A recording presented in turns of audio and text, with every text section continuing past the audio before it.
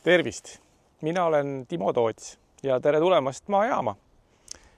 See on tehnoloogilise kunstitalu Otepää külje all ja me oleme praegu siin kevadisel tuulisel hommikupoolikul ja vaatame, mis siin mina teen, mis siin teised on teinud ja kuidas see tehnoloogia ja kunst omavahel kokku saavad põimuda.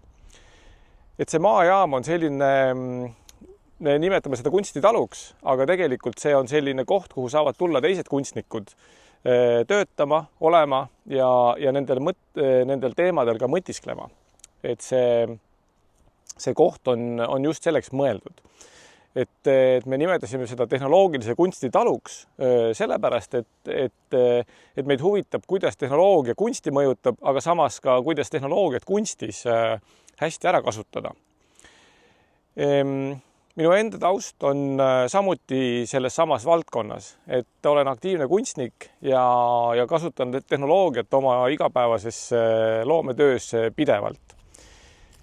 See koht, kus me praegu oleme, see on metsikute bittide näituse keskpunkt.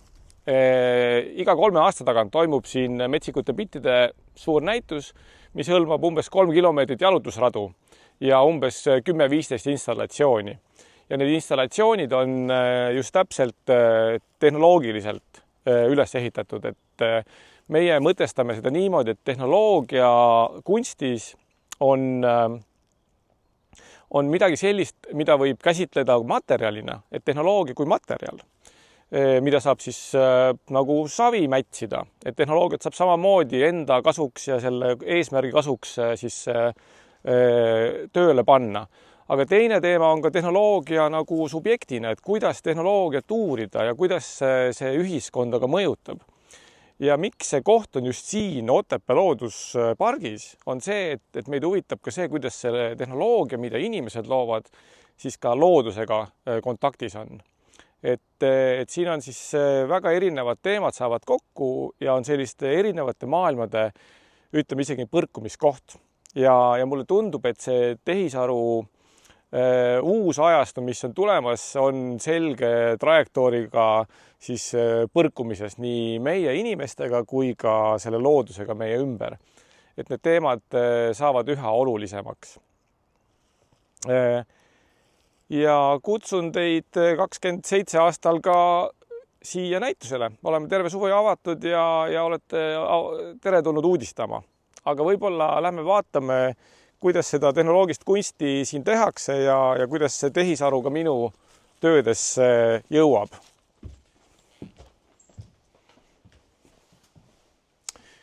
Selle koha nimi on Trollikoda ja siin on võimalik ehitada igasuguseid suuri ja väiksemaid asju, mis võib-olla rohkem mustust teevad. Et kunstnikud, kes tulevad siia ja ka mina ise kasutavad seda selleks, et installatsiooni ehitada. Et tehnoloogilises kunstis üldiselt need asjad, mida tehakse, võivad olla väga virtuaalsed, et on olemas ka internetipõhine kunst, digitaalne kunst, aga meie oleme keskendunud pigem sellisele füüsilisele ruumile, et see digitaalne maailm kuidagi moodi sealt välja tuua.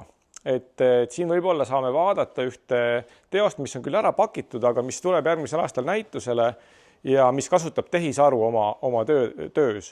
Et see on siis Ameerika-Hiina kunstnike duo Alternative Systems ja nemad on ehitanud siis sellise, see on siin telefon, sellise süsteemi, et need 3 posti on maastikul ja nendel on küljes siis kaamera, mis pidevalt jälgib pilvi. Et selle teose nimi on Nephofiil, mis tähendab pilvede armastust. Ja need pilvede pildid, mida ta teeb iga 30 sekundi tagant, siis laetakse kunstnike poolt loodud tehisaru süsteemile. Ja tehisaru tõlgendab neid pilvi siis tekstilisel moel. Et kuigi see mudel, mida nad kasutavad, ei tea pilvedest midagi, proovib ta leida sellest pilvedest mingit tähendust ja sünteesida siis selliseid toredaid tekstilõike ja mida on siis võimalik kuulata siit selle telefoni kaudu. Ja mina ise toimetan siin päris palju mesilastega. et minu tegevuses on kuidagi hetkel oluline selle looduse ja ütleme siis loodustehnoloogia ja ka nagu selle tehistehnoloogia need kokkupuutepunktid. Et mesilastega ma teen erinevaid eksperimente, et meil on 5 mesitaru, me sealt saame ka muidugi mett, aga mesilased kui selline, mind huvitab võib-olla see mesilastaru kui selline ühiskondlik süsteem, mida siis meie saame kuidagimoodi mõjutada.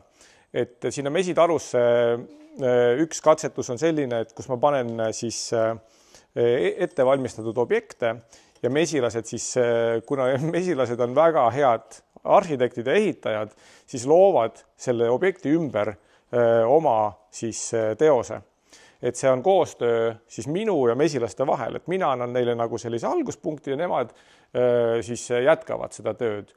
Et kui mõelda nagu seosest siis tehisaru ja siis nagu ka siis nagu, ma ei tea, kas siis võiks nimetada loodusharuks, aga et see ütleme, et ma näen mingisuguseid paralleele, et kuidas siis võib-olla meie suhestume mesilastega, kui meie selline nagu teise tasandi organism, kes siis toimetab mesilaste, siis korraldab mesilaste maailma. Et ütleme, selline fantaasia nagu püstitus on selline, et kas tulevikus siis võiks olla tehisaru see mesinik ja meie need mesilased. Et ma tegelen selliste, ütleme, fantastiliste ideedega, aga kuidagi proovin neid siis ka realiseerida sellesse tänapäeva nagu vahenditega ja ka siis koostöös mesilastega. Aga võime edasi minna ja vaadata ka teist töökoda. See on siis labor nimetama selliseks kohaks. Et see on siis selline võib-olla rohkem nagu peenema töö tegemise jaoks.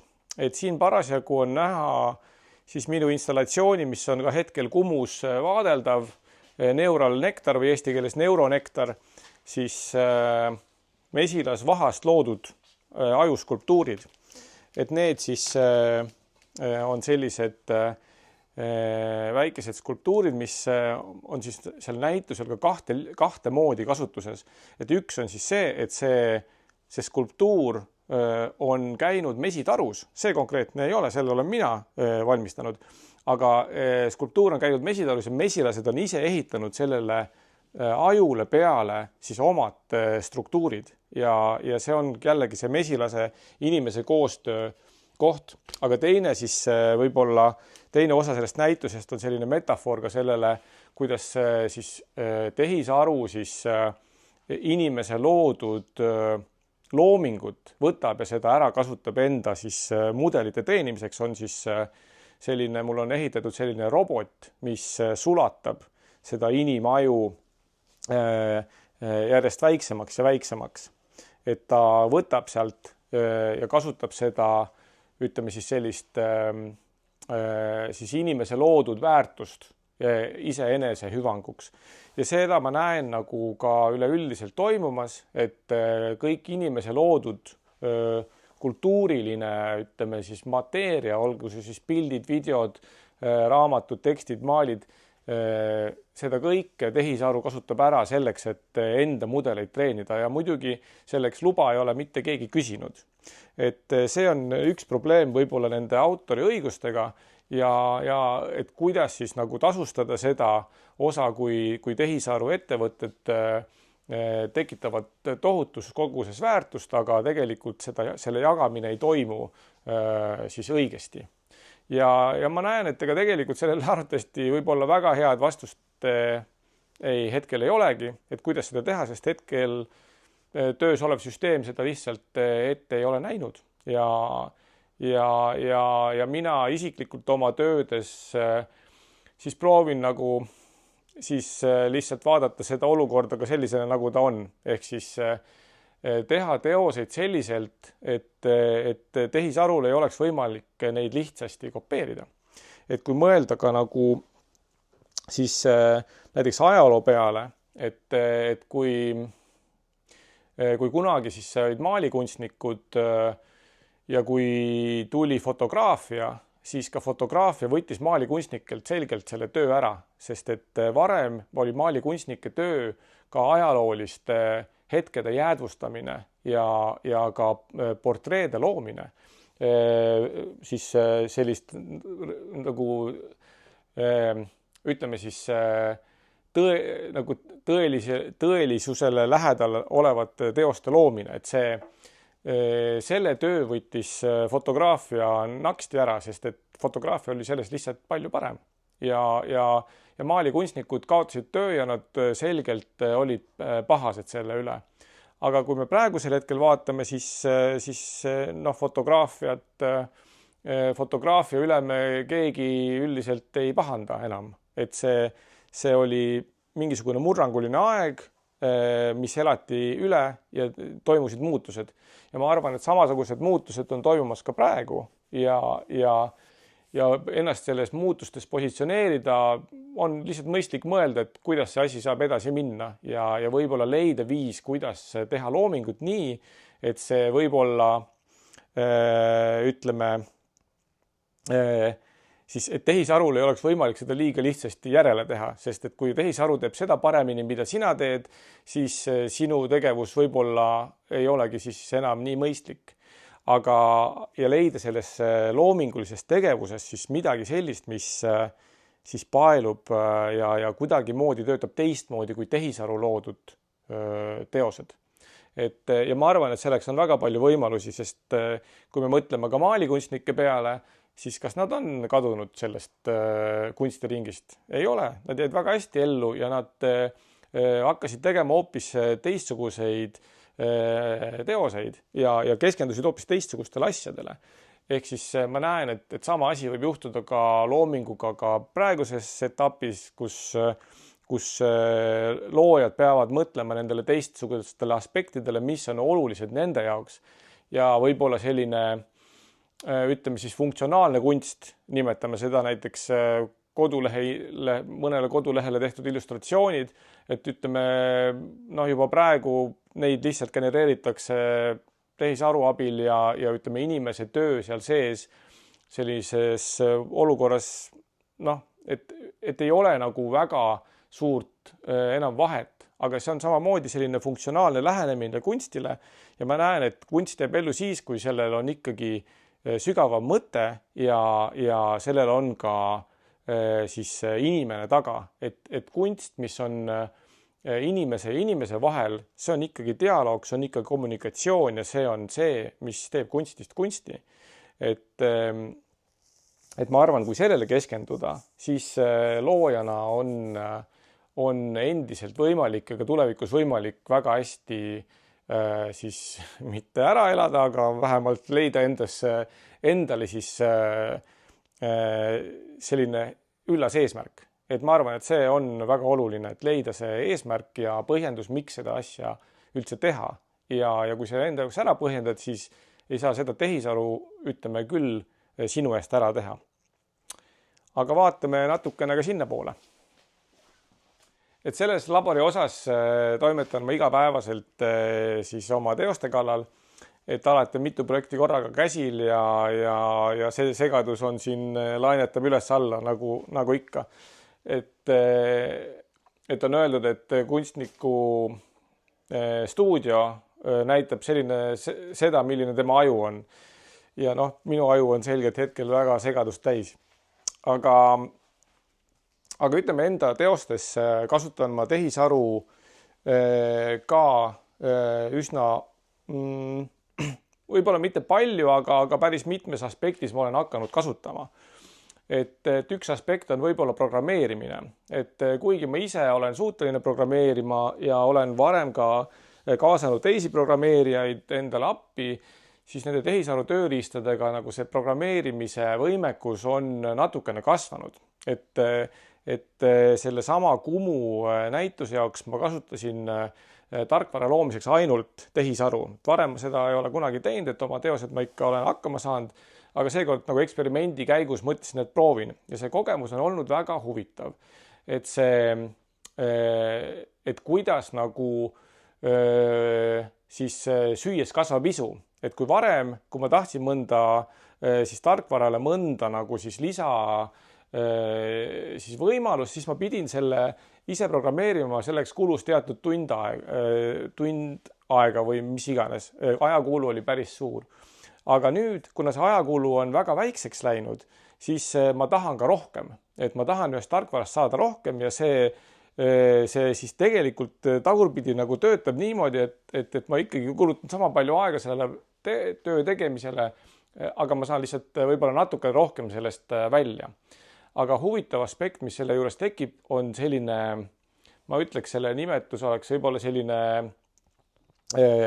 sõltuvussuhe, et see kood, mida see tehisaru siis loob, on palju keerulisem kui see, mida mina oskaks teha. Et ma olen õppinud programmeerimist natukene, aga üldiselt ma olen ise õppija ja minu tase on niisugune keskmine.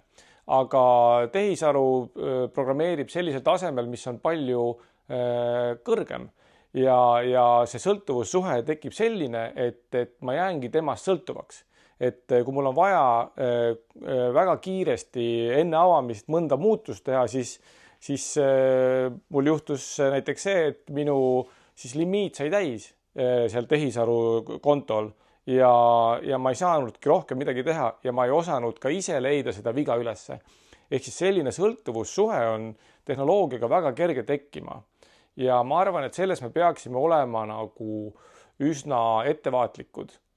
Ja selles osas ma olen üsna nagu positiivne, et inimestel seda tööd ikkagi jätkub, sest et see sõltuvussuhe, ma arvan, et me ei taha täielikult enda siis sellist enda agentsust siis ära anda, et see sõltuvussuhe ei oleks liiga suur.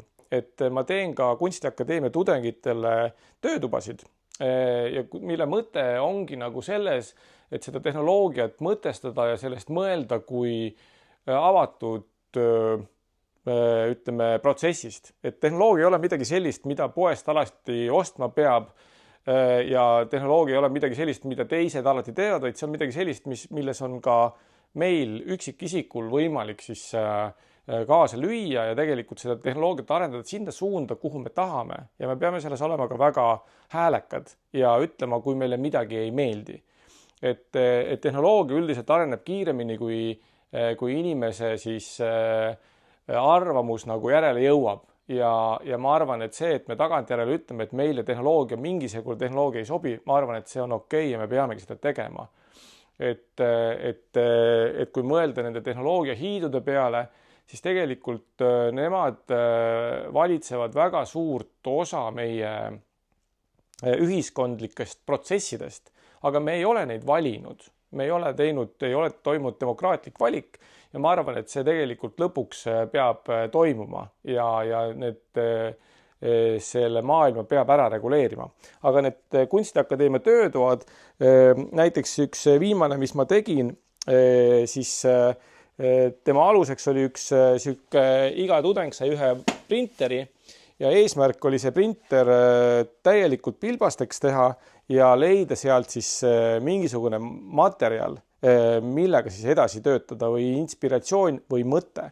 Et iga tehnoloogia sisaldab tohutus koguses eelnevat, ütleme siis inimeste ja masinate loodud materjale, mõtteid, ideid, et seda kuidagimoodi nagu siis avada ja siis sellest sünteesida ka uusi teoseid.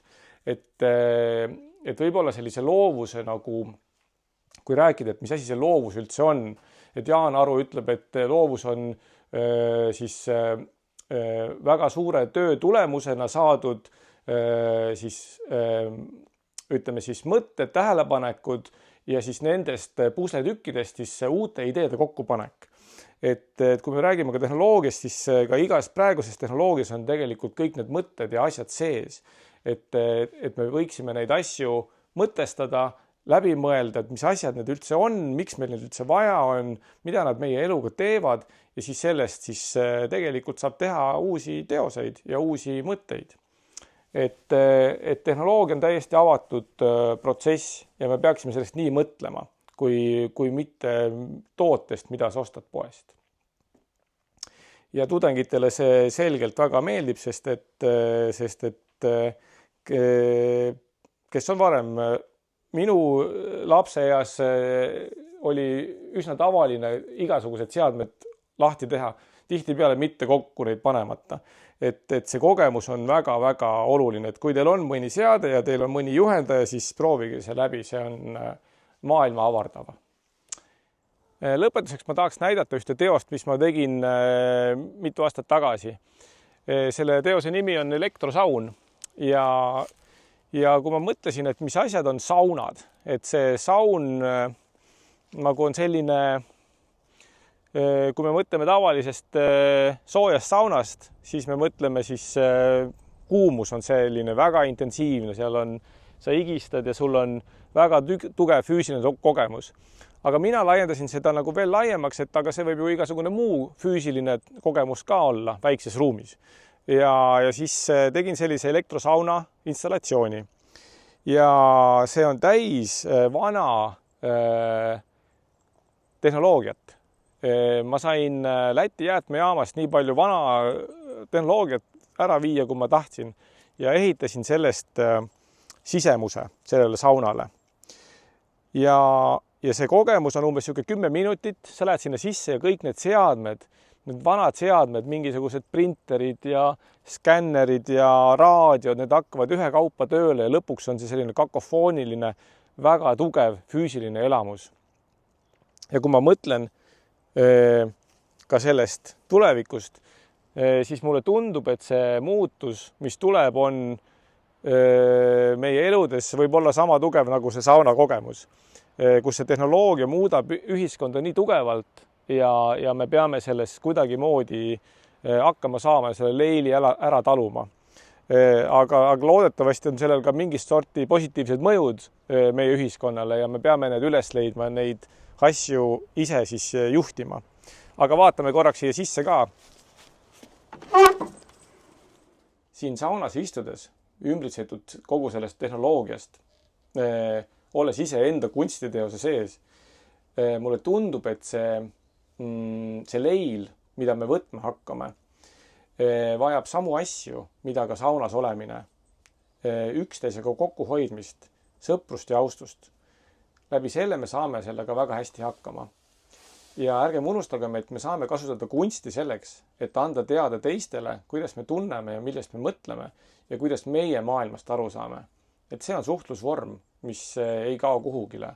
Et soovitan kõigil, kui mitte saada kunstnikuks, siis mõnikord ikka mõni kunstiteost teha oma tööde ja tegemiste kõrvalt.